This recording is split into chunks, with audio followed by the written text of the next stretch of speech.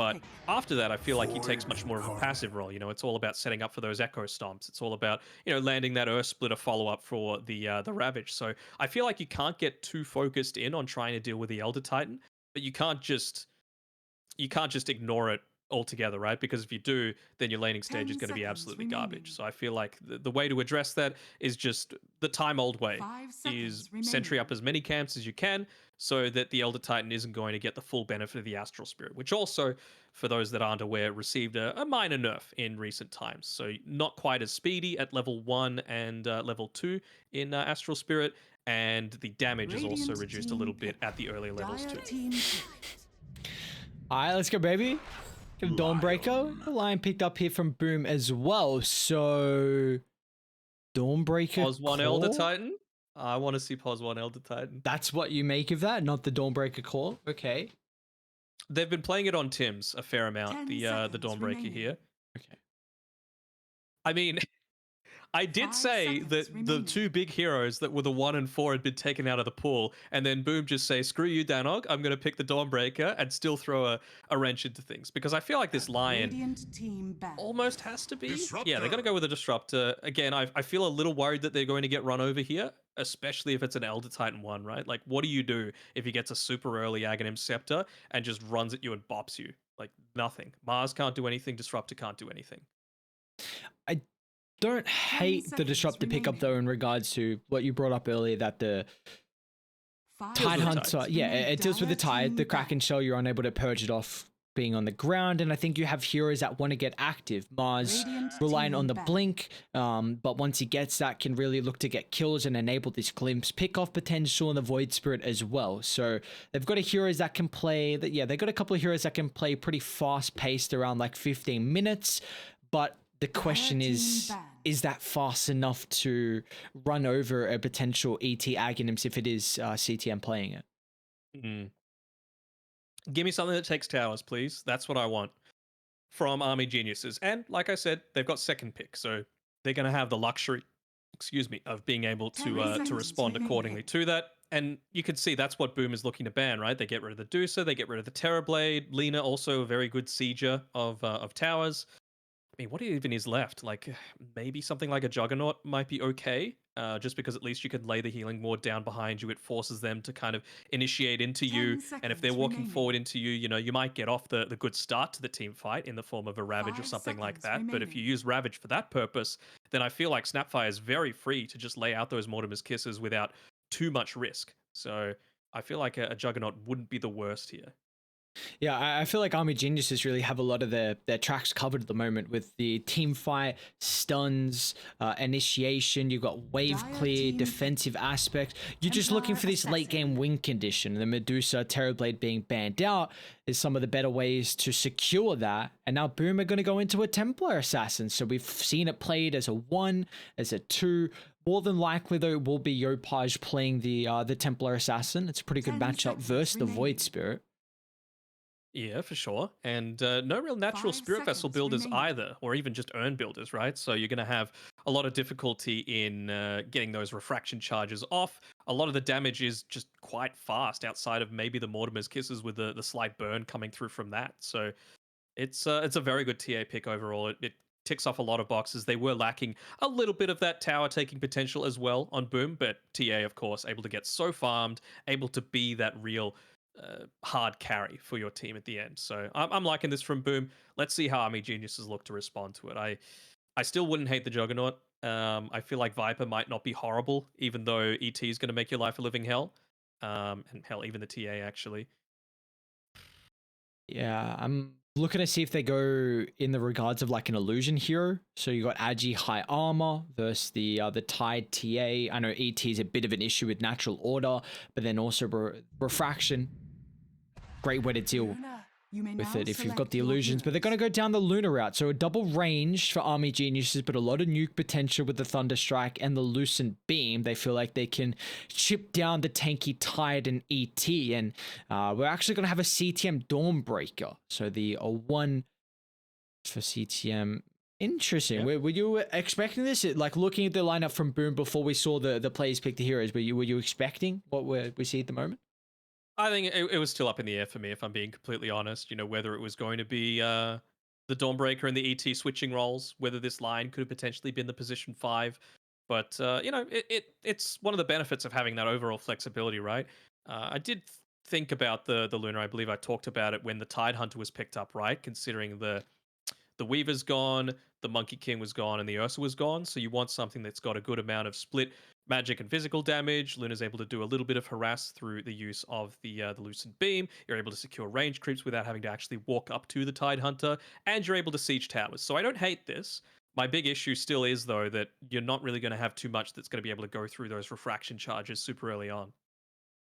Yeah, I'm in agreement as well. Because I mean, how do you kill off TA without level 6s? I feel like you need that from the Snapfire or the Disruptor. Just have the damage over time. So eyes are going to be on how. Yeah, this game is on the supports for Army Geniuses. So does this then? Are we going to be looking to the side lanes to see maybe how much experience they're able to get potentially off the pools, or do we just look for around that 10-minute timing when the tome's available? I think you need to look for the 10-minute timing where the tomes are available. I think you also need to be paying a lot of attention to, with the Army Geniuses supports, in preventing this TA from being an absolute beast. Like you can see Yopaj, he's a master tier TA. He is no stranger to the hero. So how much emphasis are they going to be even put on to blocking up some of these camps?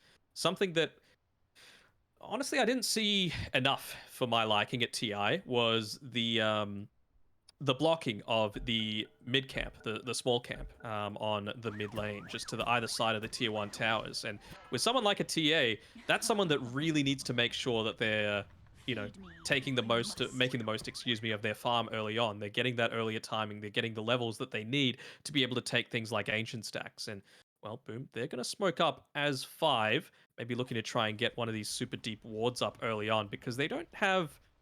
I mean, their level 1's pretty decent, actually. Both teams are alright. Just depends who ends up catching who. No points put into any abilities yet for DB. If he wanted to go the Lunar Blessing with a 5v5 engagement, that's always going to be nice. Does mean he sacrifices a little bit of his range creep securing, though, especially against a Tide Hunter. See where they're grouped up. Oh, there it is. There's that block. So now Void Spirit's going to have a little bit more of a difficult time getting farm. He's going to be bullied out of the lane by the TA because, like we mentioned, with the refraction, he really doesn't have a way to counter it, and he's not even going to be able to go back to his small camp. So the one good thing is that if he puts the sentry ward up onto the high ground to be able, I believe it covers the entire small camp. If you do, he'll get himself an observer ward and the sentry. See how Boom want to take this fight. It looks like Army Geniuses are well aware of their positioning. They're actually going to just 5-man up the high ground and hope they can get back to the river at the perfect timing. They get a double piece of the bounty there, but they will not be successful. So Boom will pick up 3. I mean, it kind of pays for itself, right? Like the smoke was used. You kind of want to use a smoke super early on. Like even, well, you want to at least buy a smoke early on because it'll set it on the timer to start refreshing into the next one. And, you know, realistically, you're probably not going to use a second smoke before the first timer comes up, if that makes sense. Oh, this mid lane for Yopaj should be pretty solid for the Templar Assassin, especially once levels start to be accumulated for that extra damage. We'll see how the Void Spirit can fare at the early stages. Are you anticipating any extra involvement from the supports once we get kind of throughout the mid stage of the laning stage? Not towards mid, if I'm perfectly honest. I feel like they need to be putting a lot more of their attention on disrupting the stacks that Yopaj is going to look to have inside of his jungle. That's nicely done by Lim there, making sure he blocks up the small camp. You've also got this hard camp blocked as well, and Hyde, he's tried to de-ward it, but it's just a little bit off to the side. He'll be able to get it there, though. Looks like the bottom lane start has gone relatively well here for Raiden. We saw Hyde did a incredible play just in regards to game 1 with how much space he was able to make for CTM Spectre. So we'll see if that's going to be any different. What are you anticipating in regards to items here for CTM? Oof, good question. Maybe something like an Echo Saber. Go Solar Crest. I feel like that's a little too selfless. A Halberd wouldn't be the worst. You know, you're already kind of hard to kill It also gives you a way to prevent a lot of the damage coming out from this Luna. Even just something like a BKB might be nice, considering you're against a Void Spirit. You want to be able to walk away from the Mars. I actually haven't tested the interaction between Celestial Hammer and the Mars Arena just yet, if you're able to get out of it or not. We're already seeing, though, Tim starting to make a rotation just to help out a little bit for Yopaj, taking one of the water runes up top. So me and the Void Spirit's not going to have a refill. He doesn't even have his bottle just yet, in fact, so that's not really going to pay too much dividends, but we see at least the tabs that Tim's is putting on in regards to mid and really looking to amplify Yopaj. Yeah, for sure. I mean, the fact that he was able to secure that rune is... I want to say kind of expected. Like, what Azura could have done is he could have made sure that he walked towards the bottom rune, because you kind of know that a Lion's going to be in that area anyway, right? He just finished up stacking the camps inside the triangle, and then he just was in the region, so may as well look to secure the water rune so that one's not going the way of Azura. So if he went bot instead, he would have taken away TA's one, or at least forced her to walk around a little bit more. Like you were saying, though, DB, the Luna's going to have a very good time versus FBZ. He has gone a little bit more into the sustain, an early ring of regen with the stick as well, in a lane that has so much spamming potential with the Disruptor, with the Luna. FBZ is going to get a lot of value out of this, and the ring of health has been completed as well. So going to look for a very early could, but in fact, they're also going to look to get aggressive here on DB, as he's overstepped the mark somewhat. With a double range, you've got to be very cautious on how you play into the kill threat of like the Gush and the Earth Spike. So whenever Boom get an opportunity, they're going to look to pounce. They've got a decent amount of kill threat themselves, though. Like, he's gone 1-1-1 on the Tide Hunter, so it's not like 2 points in the Kraken Shell. And yeah, with 2 points in the Lunar Blessing, might be in a little bit of trouble here, FBZ. And that he will be. He's just going to try and turn and hope that the Anchor Smash damage reduction's enough. They're still trying to manfire to the backline as his Tims is looking for some retribution, but DB should be able to chase him down unless he lands a perfect Earth Spike like that onto multiple heroes, and Tim's just will scurry himself away unless DB gets vision. But yeah, it's only 1 point in beam, so Tim's will be okay. That's the strength of the Lunar Blessing, right? It suddenly gives Disruptor a 15 damage advantage over the likes of Alliance, so you're going to win that trade every single time, especially considering you've got more armor as well. And yeah, like I mentioned before, the Kraken Shell not going to be quite as effective considering it was only level 1. See, still with this mid lane though, we were kind of intrigued at how the Void Spirit had a really good matchup versus the Magnus, and it's looking no different in regards to the TA here for the Void. Is what, 24 and 12 denies versus the 22 and 3. So not that I was anticipating Azura to have this much success. He's done a good job, but the thing is, like we've been mentioning time and time again, right? Void Spirit, he could take the small camp. He can't take much more than that. And wow, and I've actually kept this sentry ward here the entire time. If he's fast enough, he's actually going to be able to just de-ward this observer that he put there. They should absolutely know that that black camp is blocked. I think he even checked with his own remnant to make sure. Oh, nice use of his own Aether. Just picks up level 6 for Azura. But the TP's unfortunately not able to sidestep the cookie, so Yopaj will go down for the double rotation from Army Genius. It's a big kill to pick up to try and stem the lead that TA was looking to pull out. Money changes hands. It's just a little bit late to under attack. Thankfully, they don't have vision up on that high ground, because if they're fast enough, they'll be able to get another observer ward up there. And he's finally looking to start stacking up a few more of this triangle for himself. It's going to be the hard camp that's actually a bit more of the priority, but despite that, he's just going to abandon that one a little bit here, maybe realizing that it was already sentry, having attempted it before. Boom from both Game 1 and Game 2 have done an exceptional job at looking to control the triangle. I mean, we already see the sentries at the hard and the ancients, just making sure there's no room for potential growth here for someone like the Luna.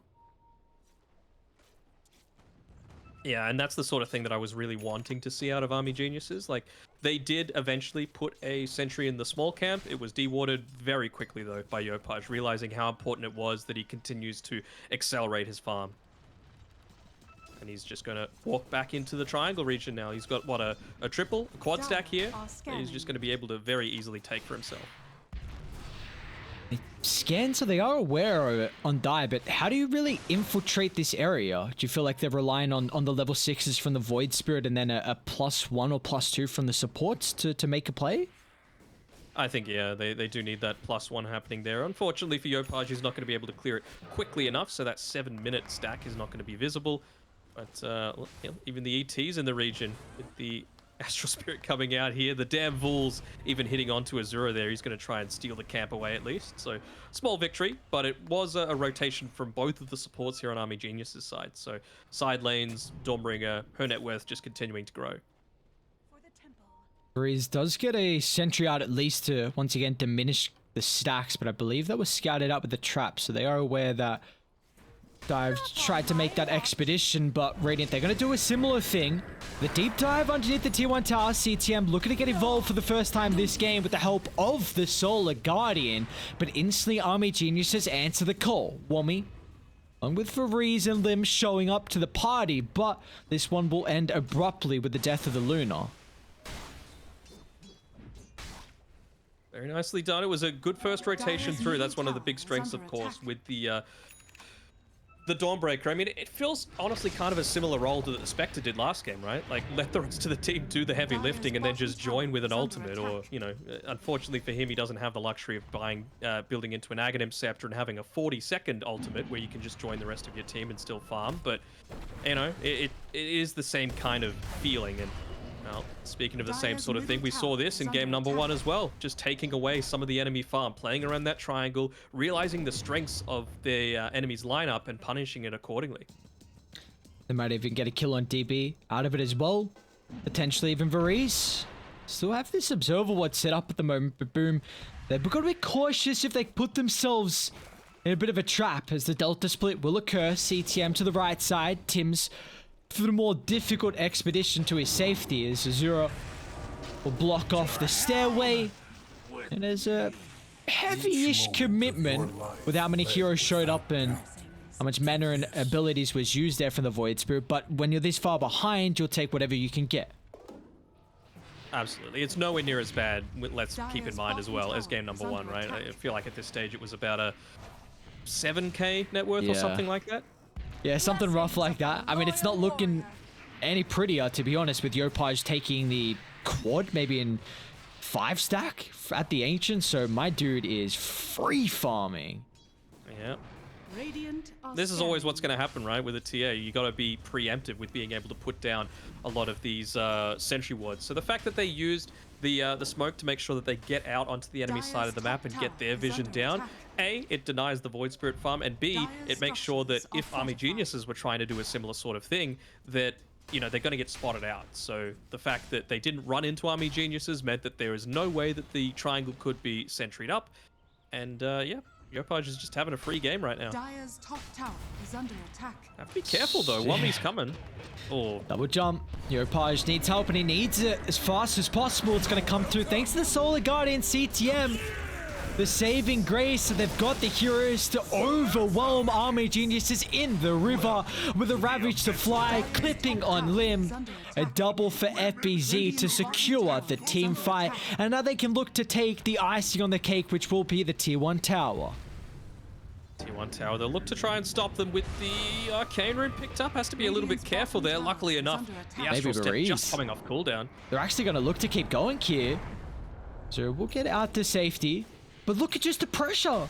They're not getting that kill on the Void Spirit, but no one is farming there on Dire. I feel like they really don't care at all on Boom.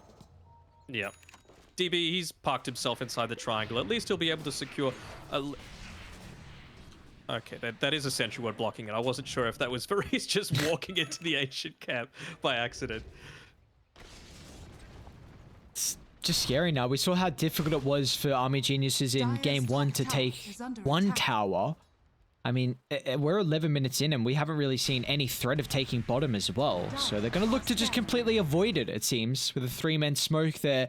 Anticipating that Yopaj will be farming by the triangle, but he is nowhere to be seen. They might run into Tim's, which honestly looks like he's just roaming the area to pop any smoke possible. And if he stays around for long enough for some reinforcements, then maybe Boom can get something out of this. But no, it'll just be the Lion dying. the Dying Lion. It was a good smoke attempt because, well, actually, Lim might be caught in a little bit of trouble here, and There's there's a that reveal. blink dagger coming up from Yopash. And luckily enough, they can just glimpse him back fast. But this is now... Like, you always have to keep tabs on Roshan against a TA, against a Tidehunter. There is always the threat that they can just walk in with ease and take Dire's it. middle tower is under attack. There is, and I mean, they've got at least a little bit of that themselves. The Lunar Blessing, they've got the little Shredder, which you put a few more points in here. But yeah, no, certainly it's nowhere near as strong as what Boom has with their Solar lineup. Guardian, they've caught out the Luna. This was the hero that you need to rely on free farming to have hope to be able to scale into the late game, but DB caught out to the eastern side. The rest of Boom were just, you know, kind of forcing Army Geniuses to tunnel vision on defending their objective, and DB gets caught with his pants down. Yeah, there was a solo smoke as well from Tim's, just walking around looking to continuously get up some of that super deep vision, make sure they can catch out the Luna. Didn't end up getting any wards down, but, you know, the counterpoint was that he was able to catch out the Luna just when she's farming, you know, and it was a Solar Guardian on top of a Lion. So very rare that you'll see that in a game, but very well worth it when they did. It's really cool how we see CTM as well playing this game in regards to the impact with the Solar Guardian. It feels like it's very rarely been on cooldown, and they've always used it to perfection to have this +1 and just that little bit of healing as well that you don't really expect how much it Radiant's does. bottom tower is under attack. Yeah, of course, and, you know, it's only going to get more and more now that he's approaching level 12. Could consider to go for the Ags, but I feel like on a position 1, you don't want to be, Radiant's bottom tower for is lack of a under better word, attack. out of a team fight for that long. Like, you could be up in the air for about 6 seconds, which does always feel a little bit weird. Army Geniuses, they'll finally be able to take their first tier 1 tower. It does require 4 people being on this bottom Radiant's side of the map, bottom though, tower and has fallen. I want to just touch on a point that you mentioned with with Boom and CTM playing around those cooldowns, effectively never having it off cooldown, always wanting to just Dire's immediately top tower use it. is under That's the big attack. thing that's setting them apart in this game from what I've seen so far. They tried that smoke rotation on Army Geniuses previously, when they just used the Radiant's Ravage, bottom they just tower used the is Finger, under they just attack. used the Solar Guardian, but they Dire's only top ended up getting a tower is Lion under for it. attack. And then you just look on the other side, they get a Luna. When Boom make that kind of smoke, it just, the little things do really add up. What do you feel like Boom are waiting for Dire's right now top to tower is continue under to put attack. their Dire's mark on this game? Is structures it are just the Deso to enable them to take these next objectives? Oh yeah, potentially the Deso. Yopaj is happy to continue farming. Again, there's no real, like, huge catch-up mechanics right now for Army Geniuses. They might look to put a couple of points into the Eclipse here, although might be a little bit anxious about the rotation coming through from Tim's. Once was enough for Dire's top DB, and he's just going tower to is back under up to the attack. quote-unquote safety of his triangle. FBZ. It's going to be the target. It's a smoke pop, so an instant use of the hood.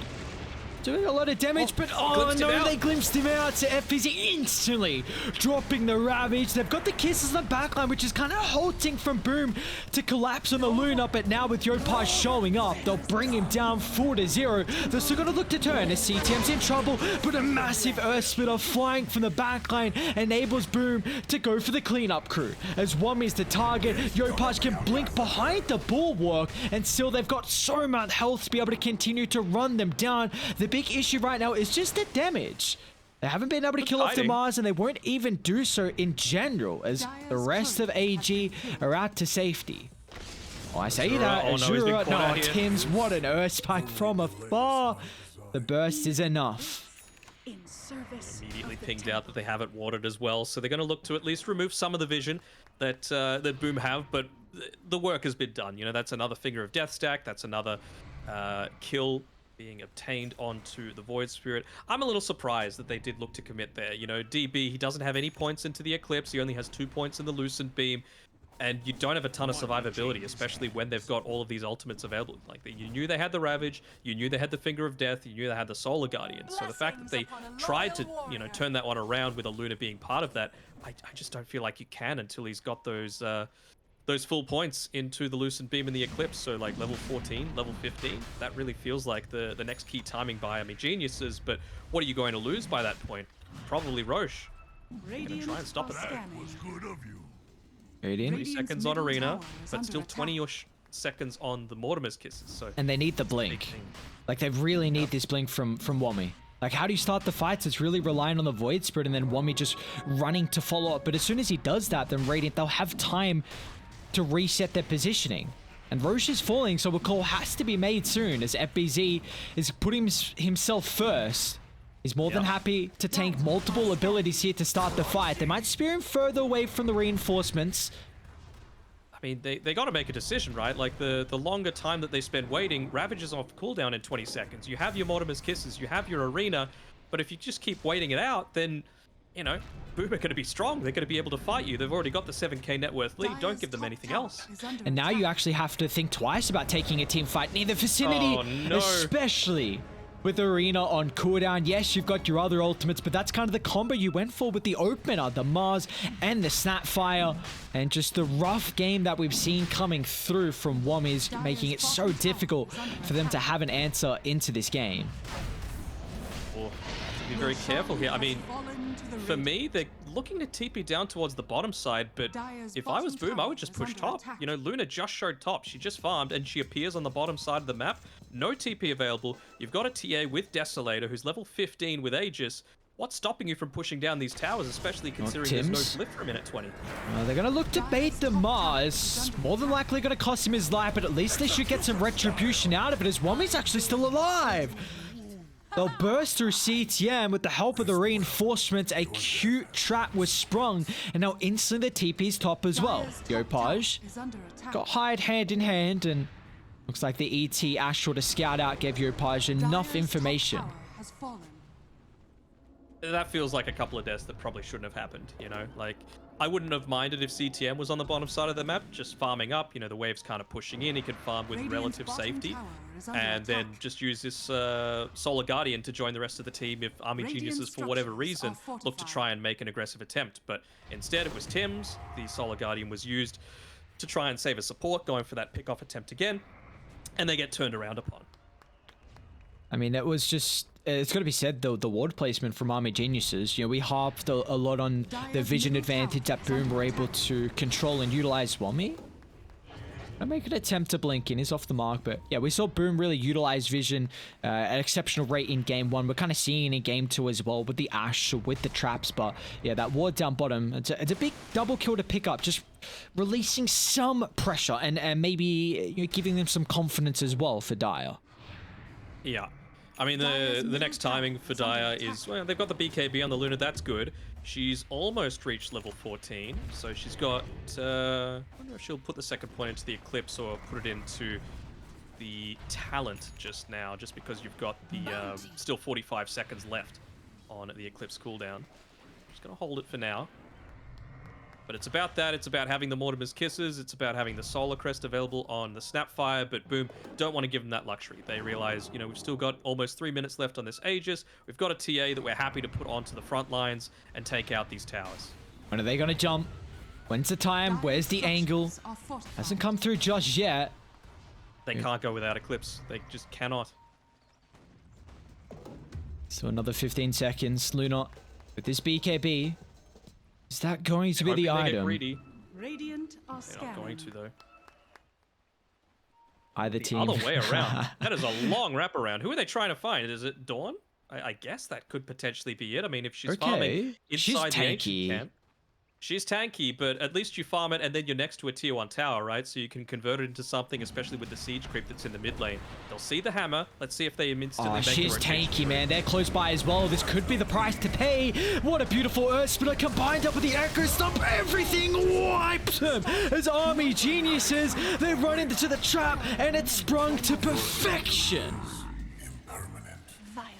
I think it was the right move. They just, it didn't come off. You know, the BKB wasn't used on the Luna. They didn't use the Eclipse, and yeah, the tips are coming out for Hyde. I mean, at the moment, he is technically just a stand-in right now for Boom, but he is doing his chances no harm with some of these performances. Yeah, you make plays like that, there is going to be some real consideration for you to stick around a little bit longer. I mean, that Echo Stomp on 4 to literally just completely disrupt the side of the fight that Army Geniuses were looking for. And now they're knocking on the high ground. They've still got another minute 15 of Aegis. No glyph either. The one downside is you use basically all of your ultimates outside of CTM. So he's doing Dawnbreaker things. just staying away from the rest of the team. He's ready to come in with the Solar Guardian if he needs to. You still used some ultimates previously on Dire as well. No Arena, no Mortimer Kisses, like you said. So this is a difficult defense, especially with the fresh BKBs completed too. Maybe they could catch out a straggler with the glimpse. They need the arena. Like, they don't have the control to allow Luna to just, you know, pop her ultimate, use the Mask of Bandit's BKB and start to hit. That's the issue right now. And what's the BKB status? I mean, TA's got it. She probably doesn't even need to use it on the first life, considering 20 seconds left on that Aegis timer. Dawnbreaker's not inside of it. You've got the Kraken Shell, and Tide has a BKB. All right. I like that. Like, it's just Dire very heavy committal. Like, Mars is gonna blink, Void Spirit's gonna jump you, Disruptor kind of has to be nearby to drop Static Storm, and Luna doesn't have the greatest attack range as well. And I feel like FBZ is just like, you know what, we've got a Lion that can start fights. My TA has a blink, he could kind of bring down a support. Let me just play the role of making sure I get my ultimate off. It's the third BKB coming through. So all cores having BKBs right now on Boom's side. CTM continuing to farm, and look at Tim's positioning. This is fantastic. My lord. He puts down the Observer Ward, he spots out the entire rotation and blinks out to safety while saving his core. That is the mark of an S tier CTM. support, although. Instant blink. Reinforcements are coming. They've got this T1 tower to play with. Yopaj forced to pop the BKB so he doesn't get glimpsed across the map. They'll kill off Wami. Breeze next to join him in the afterlife as well, as you were speaking about the BKBs, and they come in at a perfect timing for Boom to pick up a double. God, Tim's is good. He's so good, man. They're all revealing on the map. They've got good deep vision. They know they're not farming the triangle. No one was showing in lanes. And so there's only one place they could possibly be. So he just parks himself exactly where he needs to be at the right time. It's just impeccable. Yeah, it really has been here from Boom. Not only game 1, but game 2 as well. With a 17,000 net worth lead, we're only 24 minutes into the game. They've got a full set of barracks advantage, and they're really not looking to slow down anytime soon. So DB has to be very careful here. Like, he is their one chance of coming back into this game, and you don't have Arena. You can't just walk on forward into this when they have all of their ultimates available. I know that they might think that their BKBs are running low, but I mean, it's only 5-10 seconds left on the cooldown. So I feel like the strat here is just DB, continue to farm, try and push things out a little bit more. If you can get the Chrysalis, that's amazing. But I feel like it just needs to all be around defending onto this high ground, getting the perfect initiation. You know, it needs to be something super surprising, like a cookie or something like that, or, you know, an astral spirit, or sorry, an aether remnant that people don't see, and using that to be able to snowball it into a successful team fight, and somehow not allowing Boom to pop their BKBs. It's a lot of conditions that need to be fulfilled, but that's what it needs when it's 25 minutes in and it's an 18k network. And it can definitely get to that stage. Like, it's really nice that Dire have multiple ways to start, whether it's Wami blinking or Azure as well starting fight. So I think my attention is going to be on how the Void Spirit kind of forces them to clump up to a multi-man arena. But even then, though, you're really reliant on all the magical damage on Dire. Her BKB down by the triangle. Yopaj, he's going to turn and melt down Wami. Now Azura, he can make it up on the high ground, but FBZ instantly up on the high ground with the Ravage. They'll force out an early use of the BKB from DB. He won't even be able to make it out to safety. They've locked to the Templar Assassin though with the BKB on cooldown. Yopaj is in trouble, but another round of the Refraction Hide hand in hand is not enough, but it will not matter as Boom just collapse onto the backline. Massive amount of buybacks coming through. I don't even know if it's going to matter as Wami, he'll be caught out. No reinforcements to help keep him alive. It'll just be a long chase down for the Mars. And what a successful team fight once again from Boom. Only one casualty. One casualty. It's a big one, but I think you're more than happy to do that if it means... I think that was 6 kills. Mars died twice, and Disruptor and Snapfire both fought back. So you got nothing outside of the Eclipse now available. You've even had to use the BKB the first time on the Luna. It's not looking good. You know, it's gone from bad to worse right now for Army Geniuses after what was 3 fairly promising first series that they had. Boom just showing their real quality here. I mean, it's very silver linings, but I do like the recognition that DB, like with this Crystallis, who's going Silver's Edge next, the recognition that we need some goddamn physical damage. Like, they've just itemized all BKB. We've been heavily countered with us kind of tunnel visualing for this team fight combo where we're just going to be reliant on a overwhelming amount of magical damage. But now that they have 3 BKBs, you have to find some damage coming through otherwise. And, well, we'll find out if the naked Crystallis is enough, and also have to keep in mind CTM, he's got a goddamn moonshot on the Dawnbreaker, but Army Geniuses Radiant are scanning. gonna try and smoke up and see if they can find. They'll control some form of top thanks to the Observe Wards. They'll look to jump hide. There's been a thorn in their side, but can they even bring him down from 4 to 0? They can. The Solar Guarding heal's not enough, but DB's just running away, almost like he's gonna sacrifice his life here. A complete waste of the BKB. He'll use the Eclipse at the last stage, but it's gonna net them absolutely nothing. As Wami caught out as well. This is a masterclass performance from Boom. They'll also crit down thanks to the Melden. Yeah, they've got to call it, and you know, fair enough with how well Boom was able to perform. Sure about not using that Eclipse during the BKB, but yeah, the team fight was basically done at that point, and you know, when you're having a hard time trying to kill the Elder Titan, that's when you know you're in a pretty dire situation. You mentioned the Crystallis wanting to be a little bit more on the physical side, considering they were all magic oriented, but I still feel like this is the sort of game where I talked about it in the draft, right? Boom have the capabilities to run at you because you're always going to have a very strong team fight because you've got 3 great team fighters plus a Dawnbreaker that's farming on the other side of the map and can join you at any time with a heal and a stun and everything else that she's got at her disposal. So I feel like something like a Manta style would have been a lot better. I know it's a lot more expensive, but even just the Yasha at least gives you a little bit of stats because, I mean, how many times did we see the Luna die just prior to popping a BKB and ultimate, right? I feel like it was 3 separate times prior to that one that we saw right at the very end. So maybe with the Yash, you would have that little extra movement speed, that little extra armor needed to be able to, you know, survive and contribute to the lineup, but wasn't meant to be. Well-deserved victory to Boom, though.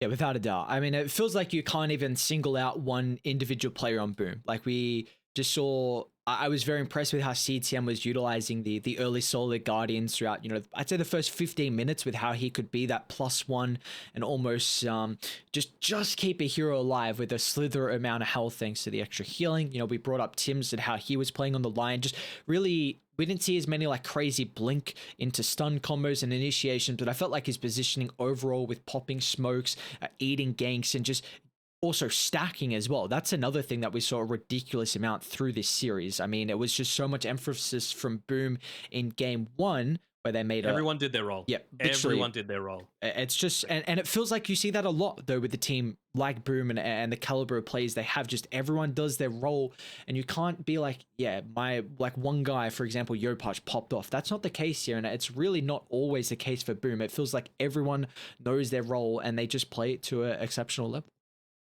Well, you're going to be non-committal and not say who your MVP is. It has to be Tim's, right? Like, he got a crazy amount of stacks off. He was able to steal water runes, so he's enabled Yopaj in that way. They also got some nice deep vision up as well. He made that smoke rotation that net them the first kill onto the Luna with the help of the Dawnbreaker, and then he pops the smoke at the end, gets himself out, and allows CTM to survive as well. I think they even, I mean, they used the BKBs, but they got a 2-kill turnaround because of all of that positioning from Tim. So for mine, easily MVP. Yeah, well, for Boom, they're continuing on with their dominant start here for the BTS Pro Series Season 9. They're going to jump up to 7-1, I believe. Next up, though, we've got another exciting series. It's going to be Polaris taking on the boys on Motivate Trust. So we'll see if Motivate can drop their first map or if Polaris is going to be able to continue on. Both these teams had some pretty solid starts as well. So this is going to be an exciting series. Don't go anywhere. Back shortly with some more BTS Pro Series action.